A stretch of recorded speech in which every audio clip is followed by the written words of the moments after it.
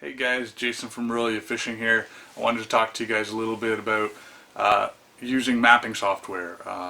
Anybody like me, I don't have a whole lot of money, so anything I can get my hands on that'll help me. And I could just go and buy the big maps that you get. Honestly, I can't read those very well. Something I definitely need to practice on. But what I do use is a web app called Navionics, and I want to show it to you guys because you can bring this on your cell phone, so you don't need, a brand new $900 Helix or even a $400 Helix. You can just use your cell phone, and it'll pick up your GPS coordinates and show you right on the lake. So let's sit down on my PC and I'll show it to you.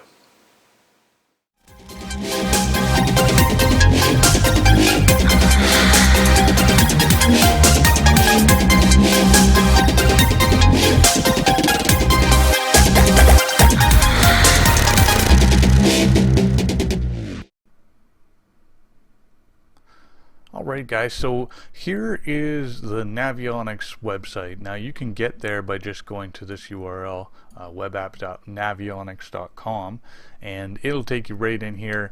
You can sign up for an account, but it doesn't really matter if you have one or not. This gives you a really broad overview of the lake when you're out here, and you can, check this out. You can come out all the way, and you can see U.S. You can see Canada waters. You can see here, look, I can come in and see Lake Ontario, Lake Huron, Lake Erie. You can get anything that you want. And the cool part about it is you can even zoom into, let's say, something real small. Lake Dalrymple is my favorite little small lake. And it's even got stuff in here for little tiny lakes.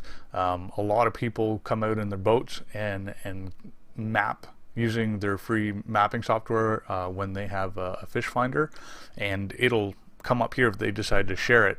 And I just kind of wanted to give you a brief overview here of what it's capable of doing. Let's dive in real quick though and see exactly what it can do when you're out on the lake. So before you get out on the lake, if you wanted to just kind of take an overview of where you want to be fishing, which is something that I do, you can come in here and see. Look at this. You can see all these little like ridges here that you could fish. You can see where there's tight lines in here.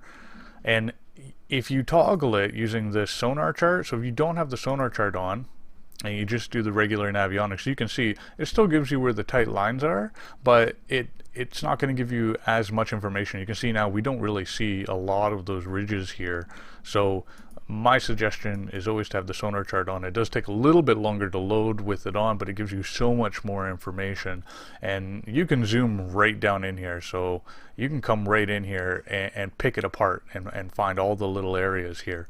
So if you don't even have it on your cell phone, because unfortunately after the demo period is done, it is a paid application, but you can still come on here, find your fishing areas, and if you wanted to, you could even print them out and just bring it along with you.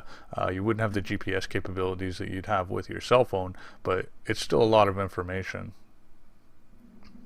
So digging in here, I kind of wanted to show you a few things that might help you out. If you're a shallow fisherman, you can set it up. So I've set it up here where anything that's 20 feet or below is called my quote safety zone, and that just basically turns everything blue. So I know exactly where the 20-foot mark is, and that's kind of, look, I can pull out these little humps that are out here that I might have missed if I didn't have them on.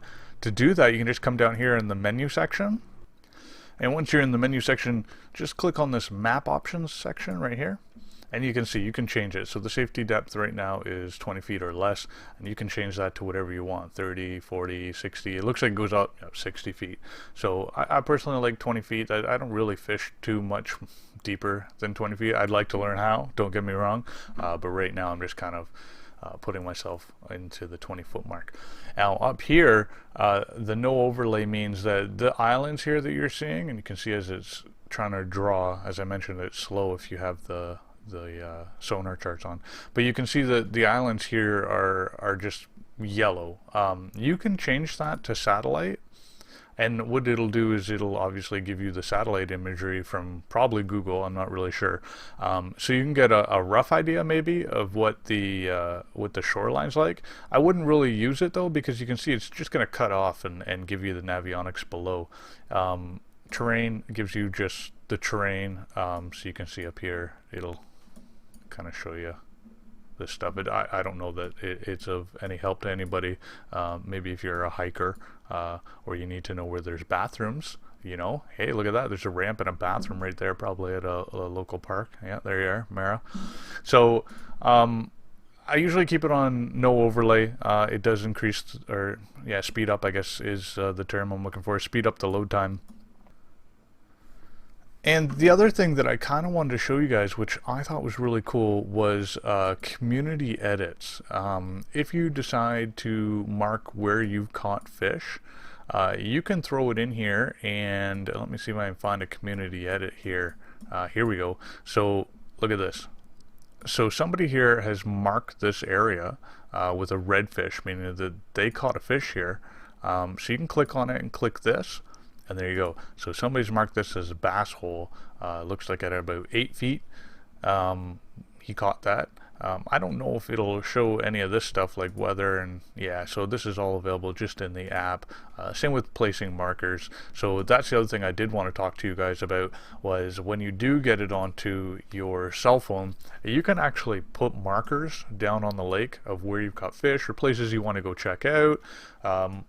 It's just like a regular what do you call it? Not a chart plotter, but a just a, you know, a mapping software for your boat, a depth finder, whatever you want to call it.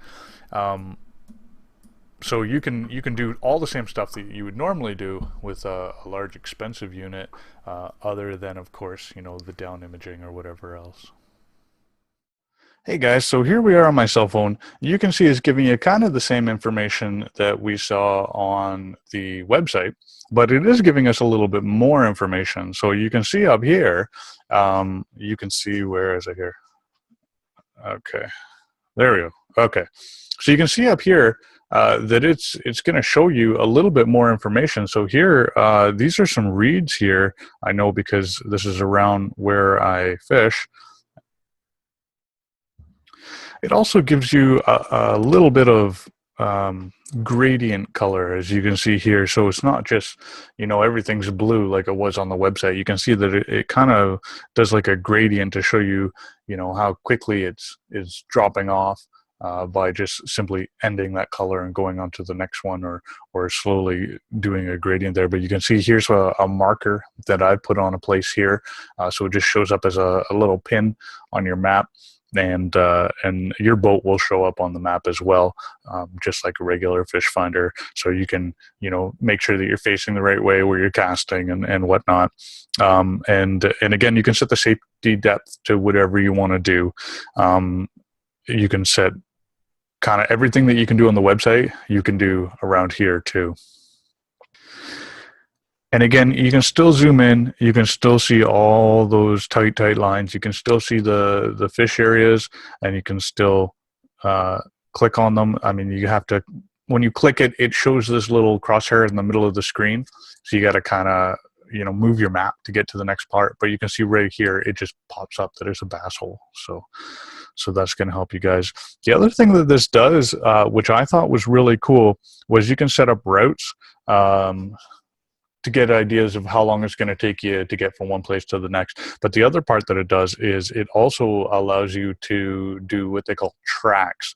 And tracks will track where your boat is, and it will draw a line on all the areas that you've been to, and it will kind of keep that if you'd like it. It's only available in the app. You can't bring it onto your PC, unfortunately. But you can come back and find, you know, that little route that you took. And if you've been keeping notes, it'll show you, you know, kind of where your fish are. So here you go, coming into menu. There's all the tracks that you have. I don't have any tracks saved on here, but you can come in here and review the tracks that you've done. And you can do that by just simply clicking the start button, and it'll just kind of start until you tell it to stop.